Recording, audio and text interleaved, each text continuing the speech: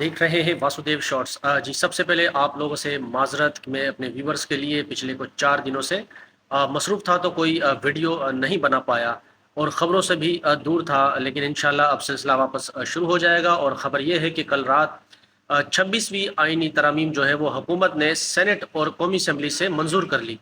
Senate में मौलाना फजल रहमान की जमात ने भी हिमायत की और उसके साथ ही अख्तर मेंगल साहब की जमात के 2 सेनेटर ने वोट देकर हुकूमत को कामयाबी से हमकिनार कराया, जबकि कौमी असम्बली में पाकिस्तान तहरीक इंसाफ के 5 लोग लोटा बन गए, जिन्होंने तहरीक इंसाफ के या इमरान खान के नाम पर वोट लिया। मामला कुछ यूँ है कि आईनी तरमीम से सिर्फ और सिर्फ इस वक्त नज़र यही आ रहा है कि अदलिया के पर काट दिए गए हैं।